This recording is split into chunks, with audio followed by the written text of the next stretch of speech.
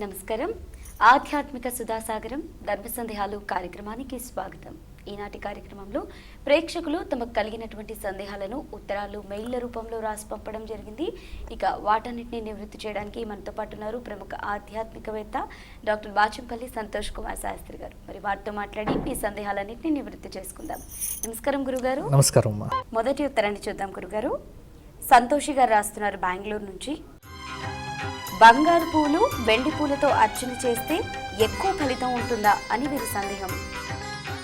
శరదిందు వికాసమందహాసాం స్ఫురదిందీవరలోచనాభిరామాం అరవింద సమాన సుందరాస్యాం అరవిందాసన సుందరీముపాసే. ధర్మపురి లక్ష్మీ నృసింహ పరబ్రహ్మణే నమో నమః. బంగారు పూలతో వెండి పూలతో పూజ చేయటం అనేటువంటిది గొప్ప అంటే విశేషమైనటువంటిది అని ఎక్కడ మనకు శాస్త్రంలో చెప్పలేదు. పుష్పం పుష్పమే. ప్రకృతి మనకు ప్రసాదించినటువంటి పుష్పములకే విలువ ఎక్కువ. స్వర్ణంతో చేయబడినటువంటి పుష్పములు ఏవైతే ఉన్నాయో అవి పూజించటానికి పనికొస్తాయి. ఒకటైతే విశేషం ఏంటంటే మన బంగారు పువ్వులు ఏవైతే ఉన్నాయో పూజ చేస్తే వాటికి నిర్మాల్య దోషం ఉండదు. అంటే ఇవాళ పూజ చేసినటువంటివి రేపు మరలా తిరిగి వాటిని కడిగేసి శుభ్రం చేసి మరలా రేపు సమర్పణ చేయవచ్చు. ఎందుకంటే అవి ఆభరణముల కిందికే వస్తాయి తప్ప పుష్పముల కిందికి వాటిని లెక్క పెట్టము. సరే, మనకి ఇప్పుడు దేవాలయాల్లో స్వర్ణ పుష్పార్చన అనేటువంటి పేరుతో చాలా దాదాపు ప్రతి దేవాలయంలో చేస్తూ ఉన్నారు. తిరుమల తిరుపతి దేవస్థానంలో కూడా స్వామివారికి బంగారు పుష్పములతో ఆరాధన ఉంటుంది. కానీ భగవంతుడికి ఇష్టమైనటువంటివి ఏమిటి? ఇప్పుడు లలితా సహస్రనామం ఉంది. లలితా సహస్రనామంలో చంపకాశోగ పున్నాగ సౌగంధికల సత్కచ మందార కుసుమ ప్రియాయై నమః, అలాగే పాటలీ కుసుమ ప్రియాయై నమః. కాబట్టి మందారం అంటే ఇష్టము, తిలపుష్పము అంటే ఇష్టము, శ్వేత పుష్పము అంటే ఇష్టము, చెంపక పుష్పము అంటే ఇష్టము, కదంబ పుష్పము అంటే ఇష్టము. పుష్పములు ఎప్పుడు ప్రకృతి మనకు ఇచ్చినటువంటి చెట్ల నుంచి వచ్చినటువంటి పుష్పములకే మొదటి ప్రాధాన్యత. ఇక బంగారు పుష్పములతో వెండి పుష్పములతో పూజ చేస్తాము అనేటువంటిది అది వ్యక్తి యొక్క ఐశ్వర్యము, వారి యొక్క ఆడంబరాన్ని చూపించుకోవటానికి, భగవత్ భక్తిని చూపించుకోవటానికి తర్వాత కాలంలో పెట్టినటువంటి పద్ధతి. కానీ శాస్త్రరీత్యా వీటికి ప్రత్యేకత అంటూ ఏమీ లేదు. కాబట్టి స్వర్ణ పుష్పములతో పూజ చెయ్యవచ్చు, చెయ్యకూడదు అని లేదు. నిన్న మార్కెట్కి వెళ్ళి పుష్పాలు కొని వాటిని ఫ్రిడ్జ్లో పెట్టి తెల్లవారి పెట్టడం కూడా మధ్యమం. ఉత్తమం ఏమిటి? ప్రాతకాలంలో లేచి ఇంట్లో ఉన్నటువంటి చక్కటి చెట్లను ఉండించి వచ్చిన పూలను మనకు మనంగా కోసి అవి భగవంతుడికి పెడితే ఉత్తమం. నిన్న మార్కెట్లో కొని ఫ్రిడ్జ్లో పెట్టి తెల్లవారి పెట్టడం మధ్యమం. 3-4 రోజుల వరకు అవే పూలతో కూడా అర్చన చేయడం అనేటువంటిది అధమము. కాబట్టి ఉత్తమము, మధ్యమము, అధమము. ఉత్తమం ఏమిటి? మన ఇంట్లో మన పెరట్లో ఉన్నటువంటి పూల మొక్కల నుంచి తీసుకువచ్చినటువంటి వాటిని మనం పెట్టడం. అందుకే తిరుమల తిరుపతి దేవస్థానంలో అల్వాన్ పూల తోటలే ఉంచుతారు. కారణం ఏమిటి అంటే ఏ రోజు పుష్పములు ఆ రోజు వెంకటేశ్వరుడికి ఇష్టం కాబట్టి. అది అన్నింటికంటే మంచిదమ్మా. ఇంట్లో మొక్కలు పెంచుకోండి, పూల మొక్కలు పెట్టండి. పూల మొక్కలతో పొద్దున్నే చక్కగా పుష్పాలు తెంచి ఆ పుష్పములతో పూజ చేస్తే స్వర్ణ పుష్పార్చన, రజత పుష్పార్చన వీటన్నింటికి మించినటువంటి పుణ్య ఫలితము మీకు దక్కుతుంది. ఇది తెలుసుకోండి. మరో ఉత్తరం చూద్దాం. తప్పకుండా. మాధవి గారు రాస్తున్నారు గుంటూరు నుంచి. ఉపవాసాలు చేసే విధానం ఏంటి అని వీరి సందేహం. ఉపవాసాలకు ఒక విధానం ఉంది. ఉపవాసము అనేటువంటి పదము యొక్క అర్థము తీసుకుంటే భగవత్ సమీపే వాసః ఉపవాసః. అంటే భగవంతుడి యొక్క సన్నిధిలో భగవంతుడి యొక్క చరితమును వింటూ ఆయన చరిత్రను శ్రవణము చేస్తూ ఆయన సన్నిధిలో ఉంటూ కీర్తిస్తూ అహరహము భగవంతుని యొక్క ఉపాసనలో ఉండటమే ఉపవాసము. ఇక ఉపవాసం నాడు చేయవలసినటువంటి నియమాదులు ఏమిటి? ఆహార నియమాదులు.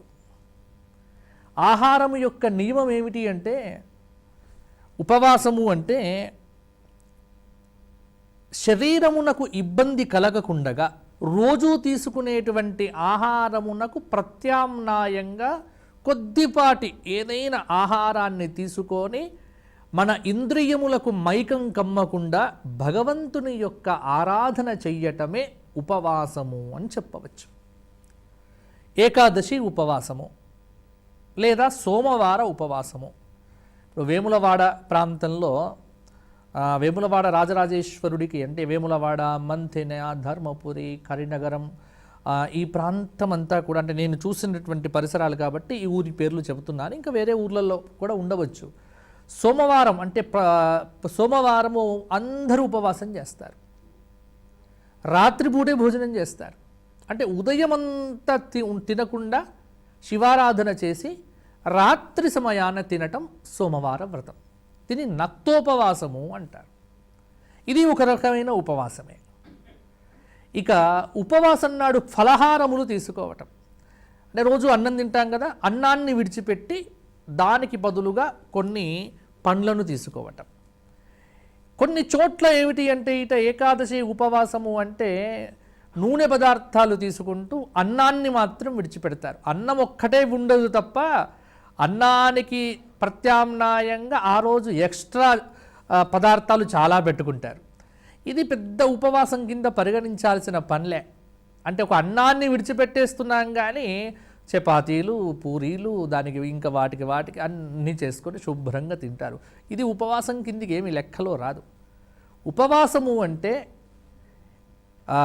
ఉల్లి, వెల్లుల్లి, మాంసాహారాదులు ఇవేవీ లేకుండా సాత్వికమైన ఆహారమును తీసుకుంటూ సోమవారం ఉంది. సోమవార ఉపవాసము అంటే సోమవారం నాడు ఇటువంటి నియమం పాటిస్తూ కాస్త శివ సహస్రనామము లేదా శివ స్తోత్ర పారాయణాదులు విశేషంగా చేయటం. అంటే విశేషమైన స్తోత్ర పారాయణాదులు, మధ్యాహ్న సమయంలో నిద్రపోకుండా ఉండటం, ఆహార విషయంలో తగు నియమం, ఇవన్నీ కలిపితేనే అది ఉపవాసము అనే దాని కిందికి వస్తుంది తప్పితే కేవలం అన్నాన్ని మానేసి మిగతా పదార్థాలన్నీ తీసుకుంటే ఉపవాసము అనేటువంటి మాట వ్యవహారంలో వస్తుంది కానీ ఇది శాస్త్ర విహితమైనటువంటి పని మాత్రము కాదు.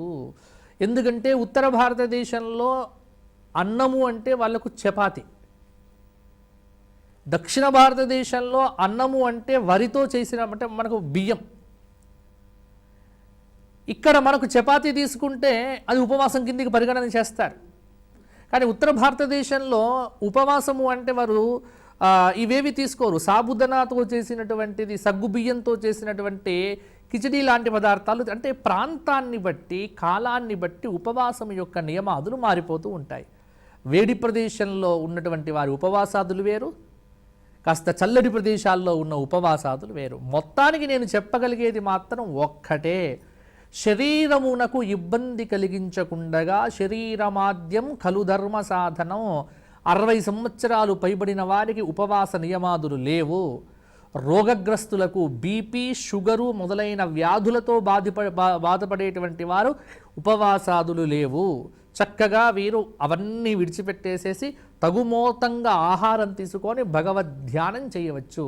కాబట్టి ఉపవాసం అనేటువంటిది మంచిది, చేస్తే చాలా విశేషము. ఈ మధ్య ఒక జపాన్ శాస్త్రవేత్తకు నోబెల్ అవార్డు కూడా ఉపవాసాల మీద ఆయన పరిశోధన చేసినందుకు వచ్చినట్టుగా మేము సామాజిక మాధ్యమంలో విన్నాము. కాబట్టి ఉపవాసం అనేటువంటిది మాత్రం ప్రపంచానికి చెప్పింది అది భారతీయ సంప్రదాయము, భారతీయ ధర్మం. మరో ఉత్తరాన్ని చూద్దామండి. శిరీష గారు రాస్తున్నారు సికింద్రాబాద్ నుంచి. పాపం అంటే ఏమిటి, పుణ్యం అంటే ఏమిటి అని వీరి సందేహం. పరోపకార పుణ్యాయ పాపాయ పరపీడనం. పుణ్యము, పాపము ఈ మాటలకు అర్థం ఏమిటి? సుఖమును కలిగించేది పుణ్యము, దుఃఖమును కలిగించేది పాపం ఎప్పుడు కూడా. అంటే పుణ్యము యొక్క ఫలితము సుఖము, పాపము యొక్క ఫలితము దుఃఖము. ముందు మనం తెలుసుకోవలసినటువంటివి ఇవి. మరి పుణ్యము అంటే ఎదుటి వ్యక్తిని పీడించకుండా ఉండడం, ఎదుటి వ్యక్తికి సహాయం చెయ్యటం, పంచభూతములను ఇబ్బంది పరచకుండగా పంచభూతములను గౌరవిస్తూ ఉండటం. కాబట్టి పంచభూతములను, ప్రకృతిని, అలాగే ఎదుటి వ్యక్తులను, తల్లిదండ్రులను, గురువులను మానవత్వంతో ప్రతి వ్యక్తిని తనలాగే అన్న భావనతో చూడటం ఏదైతే ఉన్నదో అదే పుణ్యము అంటారమ్మా. పాపము అంటే మాటల చేత, చేష్టల చేత, లేకపోతే తన యొక్క స్వార్థము కోసము ఎదుటి వ్యక్తిని పీడించడం ఏదైతే ఉన్నదో అదే పాపము అన్నారు. ఈ పాపమునకు ఫలితము దుఃఖము, పుణ్యము యొక్క ఫలితము సుఖము అని శాస్త్రము చెప్పింది. అందుకే ఇవాళ ఈ జన్మ మనకు వచ్చింది. అసలు మనిషి జన్మ రావటానికి రెండే కారణమమ్మా, పుణ్యము పాపము. ఇప్పుడు పాపము అనేటువంటిదే ఉంటే జంతు జన్మ వస్తుంది. కేవల పాపము అనుభవించటానికి పుట్టాలి అంటే వాడికి జంతు జన్మ వస్తుంది. పాపము అనుభవిస్తూ పుణ్యము చేసేటువంటి ఒక చక్కటి అవకాశాన్ని ఇచ్చేటువంటి జన్మ ఏదైనా ఉంది అంటే అది ఒక్కటి మాత్రమే, మానవ జన్మ. అందుకే మనకు మానవ జన్మలో సగం పుణ్యము సగము పాపము ఈ రెండు కలిస్తేనే వాడు మనిషి అయి పుడతాడు. అందుకే మన జీవితం 100 సంవత్సరాలు అయితే ఈ 100 సంవత్సరాలలో కొన్ని సంవత్సరాలు సుఖపడతాము, కొన్ని సంవత్సరాలు దుఃఖపడతాము.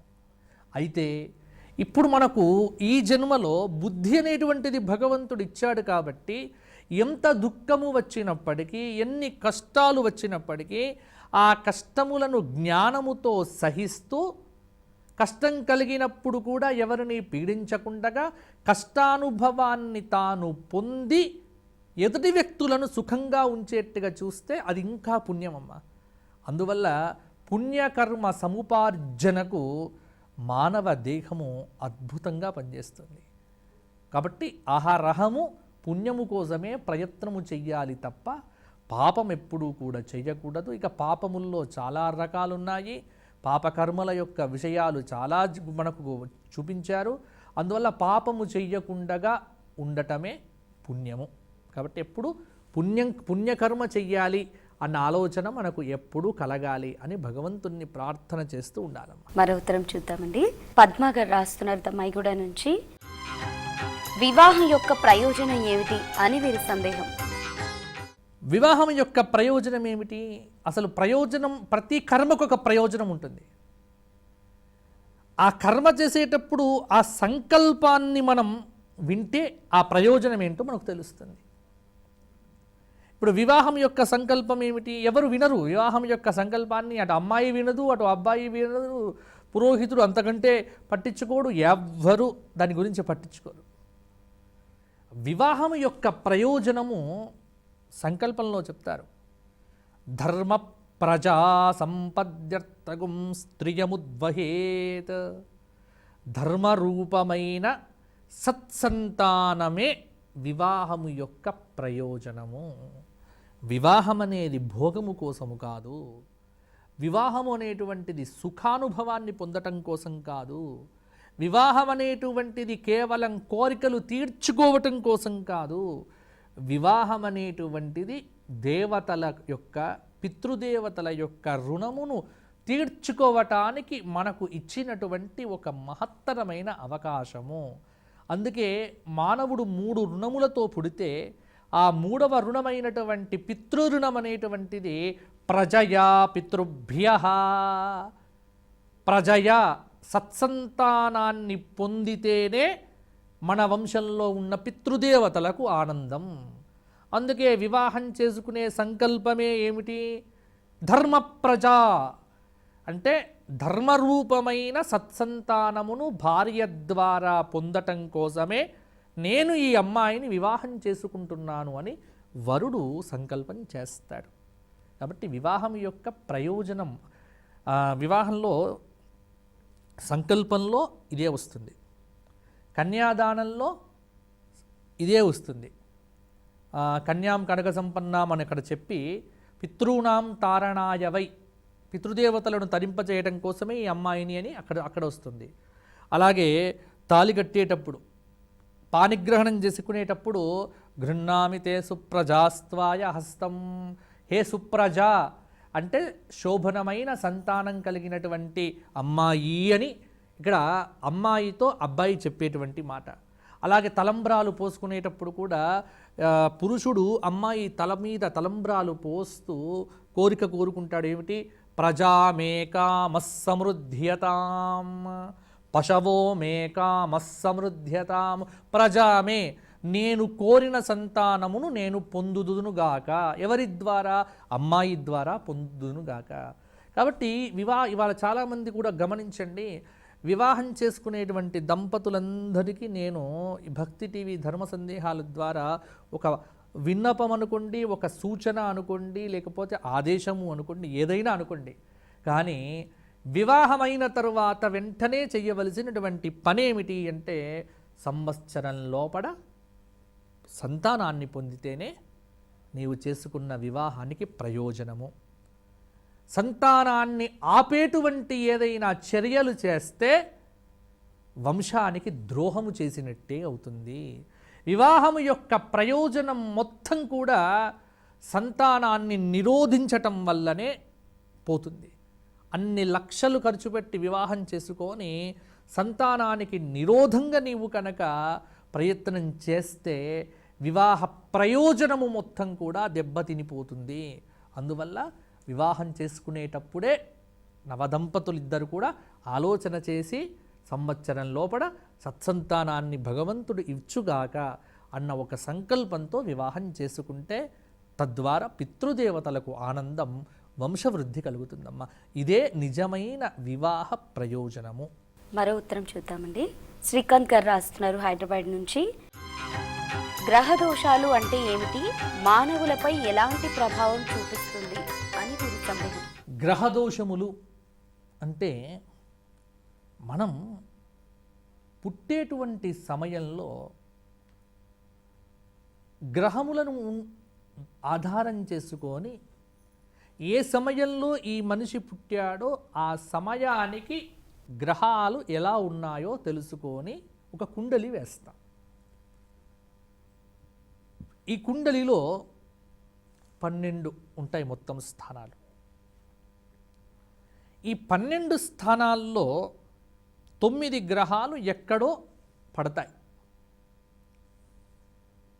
అంటే వృషభంలో రాహువు, అంటే ఇప్పుడు ప్రస్తుతం నడుస్తూ ఉన్నటువంటిది. అలాగే వృశ్చికంలో కేతువు. ఇలా గ్రహాలు ఉన్నటువంటి స్థానంలో స్థితిలో పుట్టినప్పుడు, అంటే ఉదాహరణకు చెప్పాను. ఇప్పుడు ఉదాహరణకు లగ్నం ఉంది, మనిషి ఏ సమయంలో పుట్టాడో ఆ లగ్నాన్ని తీసుకుంటాం. ఆ లగ్నంలో ఉన్నప్పుడు ఆ లగ్నంలోనే రాహు ఉన్నాడు అనుకోండి. లగ్నంలో రాహువు పడ్డాడు అనుకుంటే ఏమవుతుంది? ఈ 12 స్థానాల మీద దాని యొక్క ప్రభావం ఉంటుంది. కాబట్టి లగ్నంలో రాహువు పడితే సప్తమ స్థానంలో కేతువు పడతాడు. కేతువు పడ్డాడు అంటే ఇక్కడ సప్తమ స్థానం ఏమైపోయింది? వివాహ స్థానం అయిపోయింది. కలత్ర స్థానము అంటాం జ్యోతిష్ శాస్త్రంలో. అంటే కలత్ర స్థానానికి కాస్త ఇబ్బంది అయితే పెండ్లి ఆలస్యం కావటము, అంటే ఇదే గ్రహదోషములు అంటే. ఎందుకోసం ఇదంతా చెబుతున్నాను అంటే, గ్రహదోషములు అంటే ఇవి. ఈ గ్రహదోషములు ఎలా మనకు వస్తాయి అంటే మన ప్రారబ్ధాన్ని అనుసరించి వస్తాయి.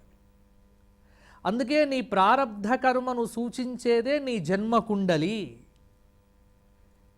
ఏ సమయంలో మనం పుడుతున్నామో ఆ సమయంలో ఉన్న గ్రహచారాన్ని ఆధారం చేసుకొని మనం అనుభవించాల్సినటువంటి దుష్కర్మలు, సత్కర్మలు, వాటన్నింటి యొక్క ఫలితములను బేరీజు వేసుకుంటూ ఏ సమయాల్లో ఏ దశలు, ఏ అంతర్దశలు నడుస్తూ ఉన్నాయి, వాటికి పరిహారాదులు ఏమిటి, ఈ గ్రహ దోషాలకు ఏం చెయ్యాలి అనేటువంటిది రామాయణ భారత భాగవత ఇతిహాస అష్టాదశ పురాణములన్నింటి యందు కూడా వీటికి తగినటువంటి పరిహారాదులు కూడా చెప్పడం జరిగింది. కాబట్టి గ్రహ దోషములు అనేటువంటివి ఉన్నాయి.